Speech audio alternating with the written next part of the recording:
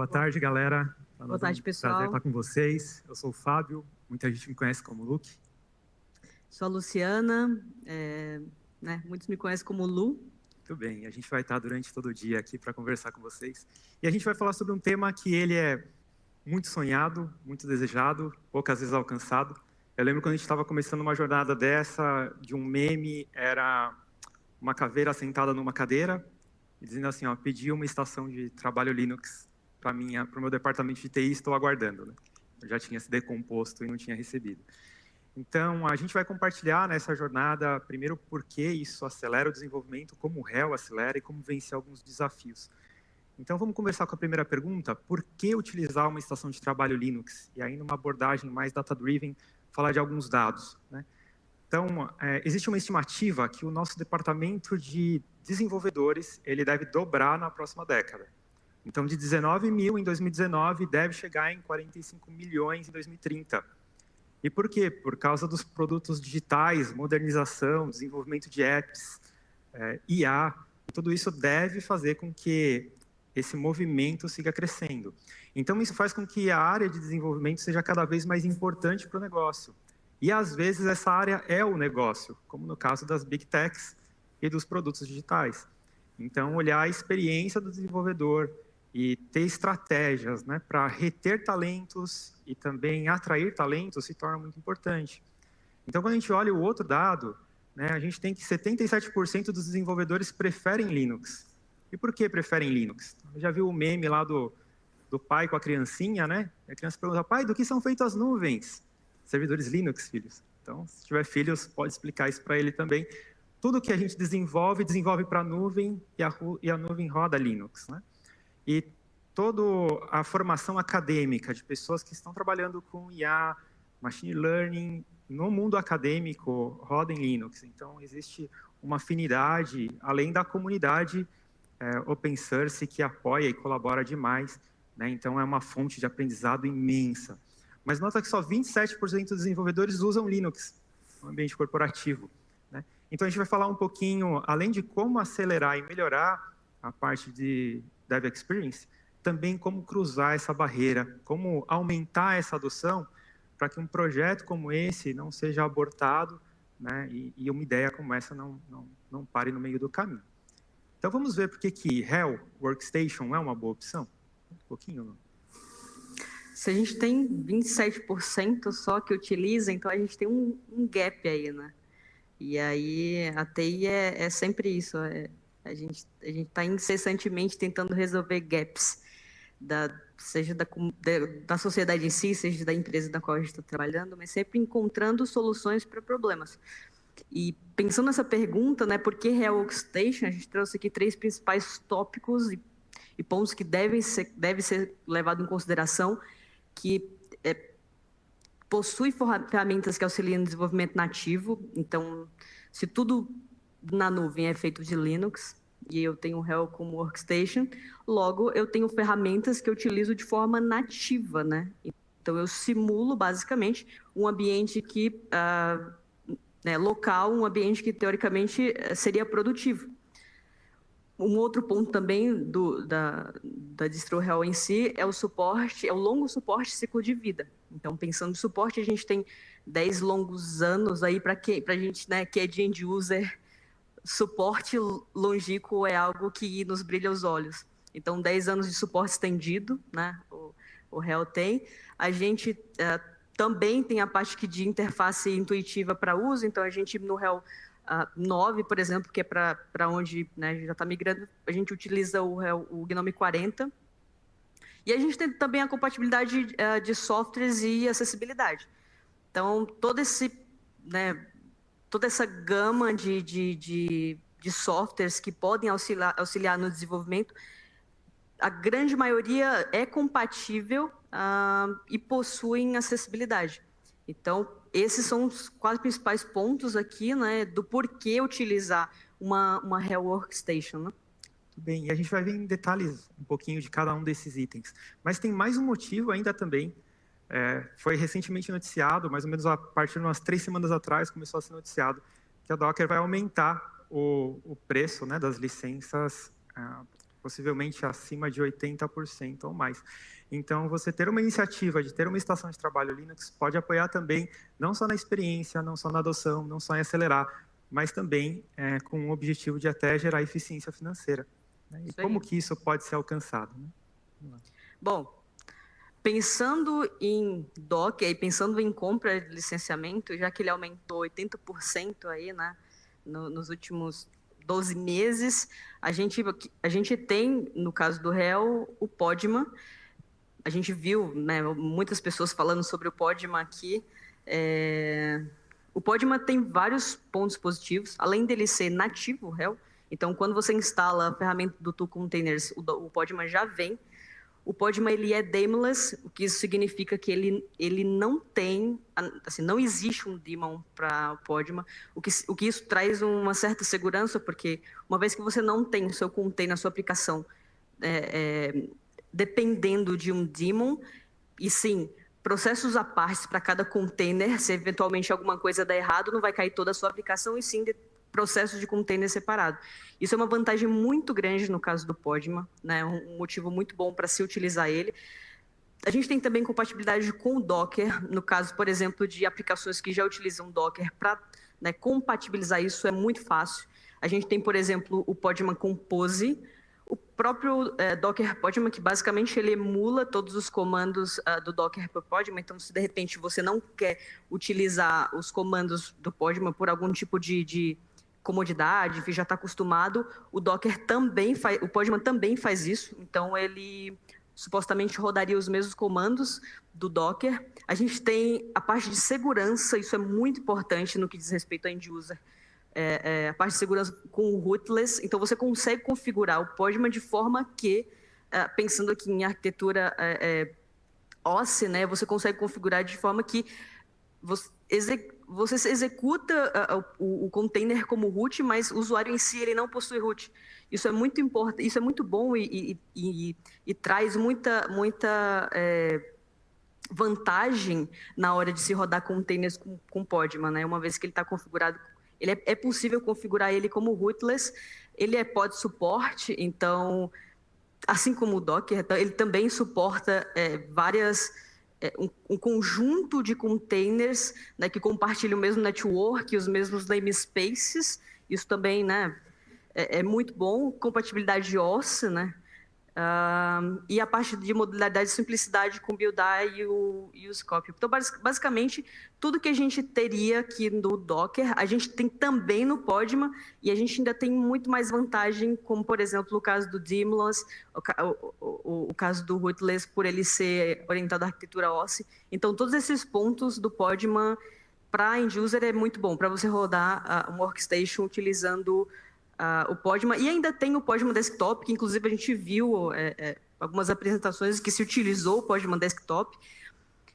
Você consegue basicamente utilizar todas as features e todos os recursos que supostamente você teria no Docker, né, mas aí no caso pago, com o Podman Desktop, que é um projeto open source e está aí para toda a comunidade utilizar. Então, todos esses pontos voltados aqui para gerenciamento e criação e todo esse mundo de container, no caso do Podman, é uma vantagem muito grande, e tudo isso já né, usando a distro réu, isso já é automaticamente embarcado, né? Então, bastante coisa para levar em consideração em relação à utilização do réu. Muito bem. Além de outras ferramentas também, né, Lu, que apoiam o desenvolvimento, estão aí disponíveis. Né? A gente tem, assim, fora toda essa parte do Podman, de container, existem muitas ferramentas que são ferramentas nativas e que você consegue instalar, seja, enfim, através de um binário, seja através de algum repositório configurado. Então, por exemplo, a gente tem o caso das IDEs, maioria, quase, na verdade, todas as IDEs são eventualmente compatíveis, embora tenha gente que prefira ouvir usando plugins, né? Mas as IDEs, elas estão ali para acelerar o desenvolvimento. No caso da galera que é Javeiro, o IntelliJ, ele tem um desempenho muito melhor quando rodo ele em uma distribuição Linux. No réu não poderia ser diferente, né? Então, toda a parte de versionamento de código, Git, GitHub, nada muda. A gente tem isso de forma muito nativa. Os pacotes, no geral, você já pode configurar ele de forma que venha já pré-instalado, né? Aqui a gente tem a parte de automação utilizando o Ansible, Terraform, Puppet, também é tudo muito nativo, tudo muito facilitado. A parte de containers tool, que eu comentei, né, do próprio pod, mas a gente tem, né, também a compatibilidade com o Minikube, por exemplo, com Kind, com, né, o OpenShift, não há nem o que se falar, porque já é nativo mesmo. E a parte de terminal multiplex, então, para a galera do back-end que está muito familiarizado com terminais e tela preta em si, o Hell, ele permite basicamente, você consegue utilizar vários terminais que podem auxiliar no seu desenvolvimento para que você fique mais produtivo. A gente colocou até alguns exemplos, como o Kit, o Fish, o próprio Tmux. Você escolhe qual você quer de acordo com as suas necessidades. Enfim, e o Podman, que é, né, a nossa grande vantagem aqui em relação à eficiência e às próprias features que o Podman disponibiliza. Exato, e além disso, talvez você já deve ter visto essa frase alguma vez: se tem shell, tem uma forma de fazer, né? Então, tendo uma estação de trabalho Linux, você tem bash, você tem... É um canivete suíço, né? Exato, você automatiza qualquer coisa, você cria qualquer coisa também. Exato. Isso é um grande fator. Então, existem diversos aplicativos que estão disponíveis, que são compatíveis também com Red Hat e com Linux, né? Então, que talvez estejam sendo utilizados numa estação de trabalho Windows ou Mac. Então, VS Code, Insomnia, Android Studio, soluções de escritório, Evolution para conectar e-mail e assim por diante, né? Tem uma aplicação especialmente vantajosa, né, que é o MySH, que é algo que você consegue configurar ele para que ele já fique automático como shell padrão, mas você pode também... Basicamente, é um gerenciador de shell, só que ele é um gerenciador de shell muito poderoso. Então, se vocês não conhecem esse projeto, é um projeto open source também, né? Vale dar uma olhada, porque ele, no geral, facilita bastante a vida, né? Quem conhece depois não volta, né? Sempre vai usar ele. Exato. Muito bom. E como a Lu tinha comentado antes, interface gráfica intuitiva, a partir do Hell 9, é acima do GNOME 40, né? Então é bem responsivo, é rápido, é performático, é fácil de usar. E, além disso, é acessível, né? Isso aí. A parte de acessibilidade é algo muito importante, né? Dado que a gente está falando de uma estação de trabalho que são utilizadas por usuários, os usuários são pessoas. Então, no caso do Hell, o Orca já é um utilitário, né? Um programa que já é embutido. Então, no momento que você sobe ali, ele já sobe por padrão. E dentro do Orca você tem várias funcionalidades que você eventualmente consegue customizar de acordo com a sua necessidade. Você pode deixar ele padrão, mas o fato é que ele atende muito bem. Então, essa parte de acessibilidade, que é uma preocupação, né, bastante viva, né? Então, toda a parte de screen reader, a parte de contrastes. Então, acessibilidade também no Hell é algo bem utilizado também, né? Mas a gente comentou que tem desafios, né? Então, muitos projetos, eles acabam sendo abortados ou morrendo por causa desses desafios aqui, alguns deles, né? Variedade de distribuições. Então, se você buscar hoje em dia, tem aproximadamente 1000 distribuições Linux que existem, né? Então, você precisa escolher uma, e se você perguntar para as pessoas, cada uma vai dizer uma diferente para ser utilizada. Então, o desafio de escolher uma e que suporte é um problema. Segurança, né? Então, quem tem um departamento de segurança, às vezes numa companhia muito regulada, né? Muitas vezes escuta muitos nãos. Então, acrescentar um novo sistema operacional, aumentar a superfície de vulnerabilidades, acaba também sendo um desafio. Gerenciamento, porque os ambientes corporativos muitas vezes estão preparados para rodar Windows. Então, se você vai colocar um outro sistema operacional, não é compatível, não conecta, não funciona. Então, é um dos grandes desafios. E suporte, porque quando você tem também milhares de desenvolvedores utilizando algo, você acaba precisando não só depender da comunidade quando você tem um impacto de negócio, né? Então, vamos ver como é que com o Hell dá para superar cada um desses obstáculos, né? Como que pode ajudar? Então, primeiro, variedade de distros. Hell, ele é uma boa opção, principalmente para quem já é cliente Red Hat. Então, se você é cliente Red Hat e você tem uma subscrição, você pode utilizar a mesma subscrição para ativar as estações de trabalho Red Hat Workstation. Ele está embutido na mesma. Então, se você já tem, pode ser que você até gere uma eficiência do uso das subscrições. Pode ter alguma subscrição sobrando, você pode reaproveitar essa subscrição para as estações de trabalho. né? E aí você tem uma distribuição corporativa que vai ter suporte de várias aplicações corporativas também. Então, clientes de VPN e N aplicativos, eles lançam versões para distribuições corporativas. Então, usar Hell é uma boa opção. É isso aí. Tem a parte de segurança também, então uma das grandes vantagens é que, como eu falei anteriormente, tudo é muito nativo. Então, eventualmente, você não vai precisar comprar uma licença nova de uma ferramenta end-user para implementar alguma solução, porque aquilo já é nativo. Então, a gente tem alguns exemplos, por exemplo, de criptografia, que a gente teria, sei lá, no caso do Windows, um BitLocker da vida. No caso do Hell, a gente tem a solução de Lux, que é nativa, então você só precisa habilitar ela e ela passa a gravar aquele password, aquele disco criptografado dentro do chip TPM da máquina. Então, é importante ter TPM, né? Tem a parte de sudders. Quando se diz respeito à granularização de acessos, se, né, você quer que as pessoas que utilizam o seu usuário final, no caso o dev, consiga instalar alguma coisa com privilégio de sudo, e isso é bem importante, ou fazer alguma configuração, você eventualmente vai conseguir usar os sudders. Então, é nativo também e funciona, né, muito bem. Você consegue configurar isso de forma muito simples, né? E tem aqui a parte do hardening também, que a gente tem templates para o Hell. Template, né, de hardening muito famoso, que é o próprio SYS, né? Que é um dos benchmarks mais utilizados do mercado. Vai ter template, tem vários outros templates também de hardening, mas, né, eventualmente esse é o mais utilizado. Muito bem. E para vencer a parte de gerenciamento, onde muitas vezes o gerenciamento está todo preparado, ou toda a infraestrutura está preparada para a Microsoft, existem algumas abordagens que você pode utilizar para também vencer esse desafio. Então, se você já é cliente Red Hat, dentro da subscrição, a subscrição do Hell permite utilizar o Red Hat Satellite. O Red Hat Satellite não exige uma subscrição separada. Então, se você já tem um ambiente servidor, você tem o Red Hat Satellite, e o Red Hat Satellite ele permite com que você crie organizações. Então, se você já tem ele pronto, é criar uma organização que seria como se fosse um tenant, e você pode separar esse tenant só para estações de trabalho, e ali criar os repositórios, criar o seu processo de gerenciamento de patches, de atualizações, tudo por lá, utilizando uma ferramenta que você já tem, às vezes, para gerenciar a parte do seu ambiente.